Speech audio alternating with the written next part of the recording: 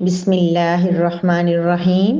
وقتلو اور تم قتل کرو ہم انہیں حیثو جہاں ثقفتمو تم پاؤ ہم انہیں واؤ اور اخرجو تم نکالو ہم انہیں سے حیثو جہاں اخرجو انہوں نے نکالا کم تمہیں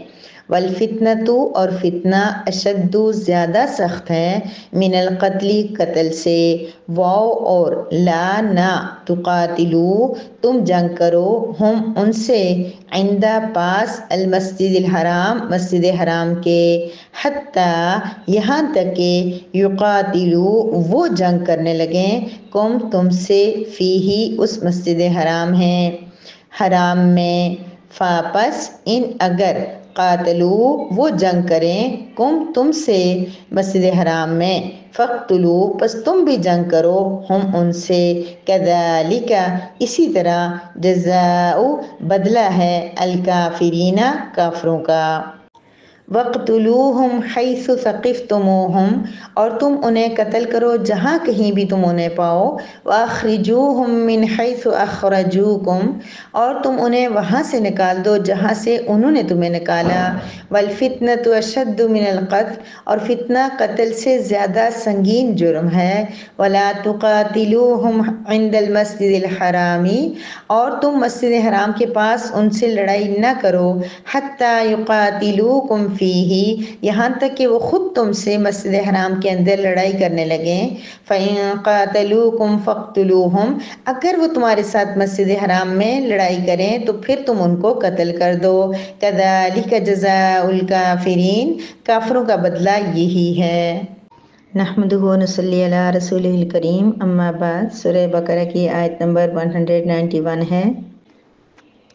جس میں اللہ رب العزت نے نبی کریم صلی اللہ علیہ وسلم کو اور صحابہ کرام کو مشرکین مکہ سے جنگ کی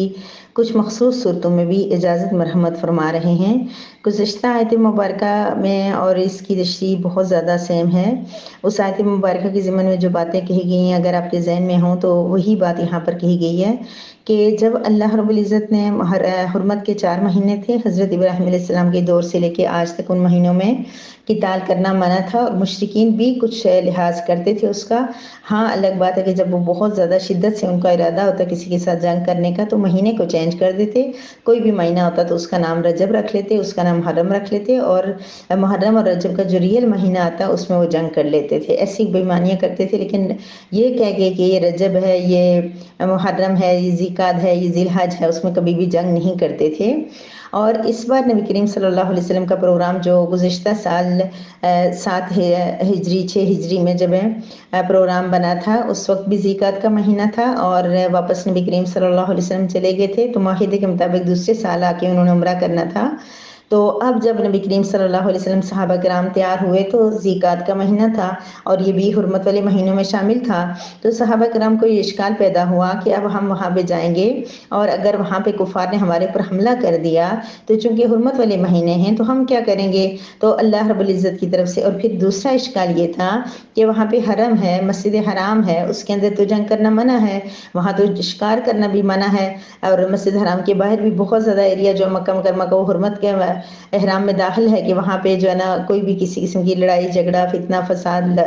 مارنا اور اس طرح جنگ کرنا یہ منع ہے۔ تو صحابہ کرام نے سوچا کہ اب ہم کیا کریں گے، تو اللہ رب العزت نے اس کا جواب دے دیا کہ تم نے اگر انہوں نے جنگ کی تو تم بھی ان سے جنگ کر لینا۔ کیوں؟ اور پہلے تو ان کو صرف یہ اجازت دی گئی تھی بالکل شروع میں کہ اگر کوئی آپ سے جنگ کرے گا تو آپ نے اس سے جنگ کرنی ہے، بعد میں توسیع کر دی گئی اور ان کو کہا گیا کہ خود بھی آپ جا کے جہاد کریں، لیکن زیادتی سے منع کر دیا گیا کہ کوئی زیادتی نہیں کرنی۔ اب اللہ پاک فرما رہے ہیں وَاقْتُلُوهُمْ حَيْثُ ثَقِفْتُمُوهُمْ تم ان کو وہاں قتل کرو جہاں سے انہوں نے تمہیں نکالا۔ کہاں سے؟ آپ کو پتہ ہے کہ ہمارے پیارے نبی حضرت محمد صلی اللہ علیہ وسلم کو کس طرح بے سر و سامانی کے عالم میں حضرت اور اپنے صحابہ کرام کے ساتھ اور ان کے بچوں کے ساتھ زمین گھر بار سب کچھ چھوڑ کے جو ہے مکہ مکرمہ سے قریش مکہ نے نکلنے پہ مجبور کر دیا تھا۔ ہمارے آقا کتنا روئے تھے، کتنا پریشان ہوئے تھے، اپنے خانہ کعبہ کی محبت ہم لوگوں کو اتنی، ہم جیسے گناہگار جو اس جگہ کو دیکھنے کے لیے اتنے تڑپتے ہیں تو ہمارے آقا کے تو کہ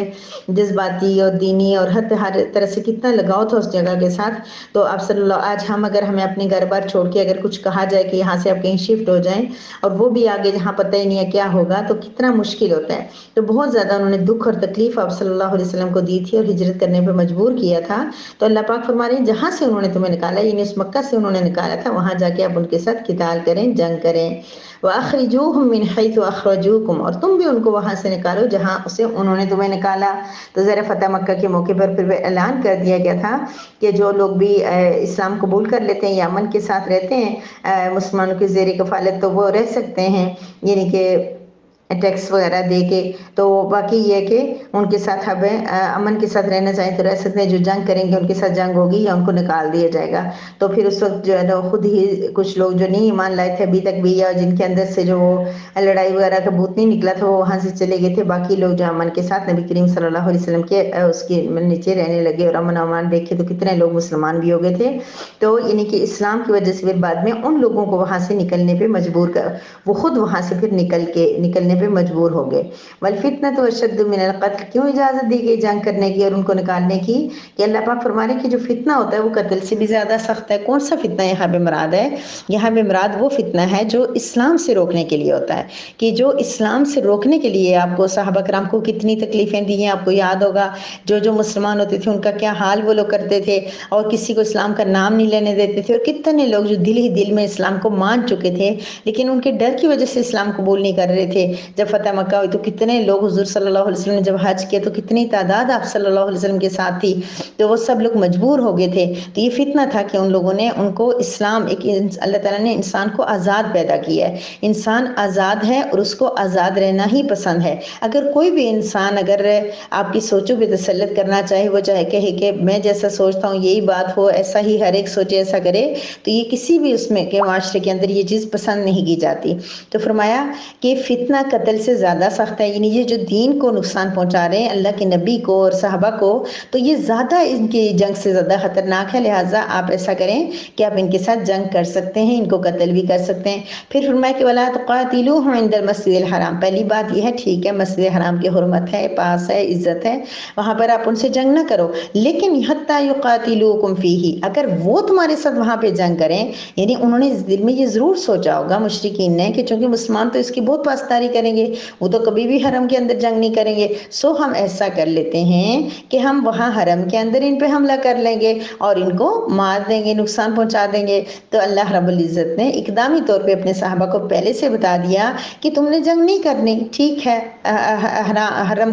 کی جگہ ہے، حرمت والی جگہ ہے، لیکن اگر انہوں نے جنگ کی تو تم نے بھی پیچھے نہیں رہنا، تم نے بھی ان سے جنگ کرنی ہے۔ بلکہ فَإِن قَاتَلُوكُمْ فَاقْتُلُوهُمْ، اگر وہ تم سے لڑائی کریں، صرف غصہ کریں، شور شرابہ کریں، لڑائی کریں، لڑائی کا مطلب یہ ہوتا ہے کہ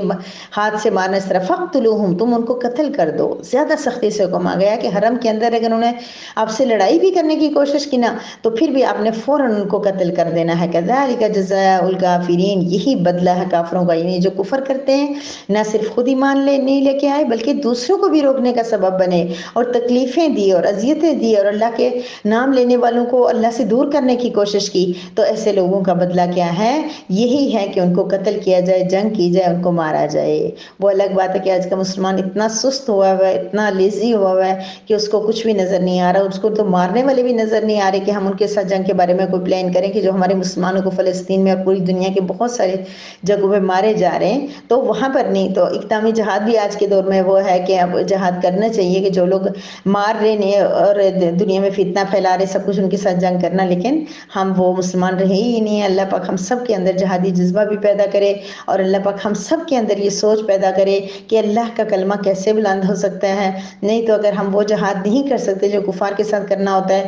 تو کم از کم اپنے نفس کے ساتھ جہاد کر لیں، اپنے غصے کے ساتھ جہاد کر لیں، اپنے گناہوں کے ساتھ جہاد کر لیں، تو اللہ تبارک و تعالی ہمیں انشاءاللہ، اور نیتیں کر لیں۔ فرمایا کہ وہ شخص جو منافق کی موت مرا ہے جس نے کبھی شہادت کی تمنا نہیں کی، کم از کم تمنا ہی کر لیں کہ اللہ کتنی پیاری موت ہوتی ہے شہادت کی، کہ جس کی وجہ سے اللہ تعالیٰ سارے گناہوں کو معاف کر دیتے ہیں۔ تو اللہ تبارک و تعالی ہمیں صحیح معنوں میں اپنے قرآن